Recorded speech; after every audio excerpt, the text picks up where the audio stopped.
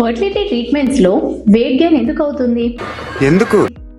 Hormone injections వల్ల fat అనేది increase అవ్వదు, కానీ ఈస్ట్రోజన్ హార్మోన్ పెరగడం వల్ల bloating sensation and water retention వల్ల టెంపరీగా 1 to 2 kg స్కేల్ మీద పెరుగుతుంది. అంతేగాని డైరెక్ట్గా ఫ్యాట్ పర్సంటేజ్ అనేది పెరగదు.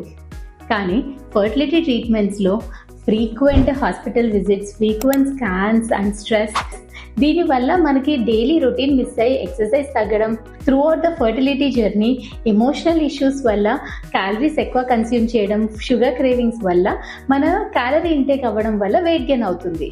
అంతేగాని డైరెక్ట్గా ఫర్టిలిటీ ట్రీట్మెంట్ ఆర్ ఇంజెక్షన్స్ వల్ల వెయిట్ గెయిన్ అవ్వదు. మనం ఎక్సర్సైజ్ రొటీన్ తగ్గించడం అండ్ క్యాలరీ ఇంటేక్ ఎక్కువ చేయడము అండ్ మనం ప్రెగ్నెన్సీ వచ్చేస్తుంది లేకపోతే మనం కన్సీవ్ అయిపోయాము అనుకొని ఎక్సెసివ్ బెడ్ రెస్ట్ తీసుకోవడం అండ్ ఎక్సెసివ్ ఫుడ్ తీసుకోవడం వల్లనే వెయిట్ గెయిన్ అవుతుంది. సో ఫర్టిలిటీ ట్రీట్మెంట్స్ని కంప్లీట్గా బ్లేమ్ చేయకండి, మీ డైలీ రొటీన్ని కూడా చెక్ చేసుకోండి.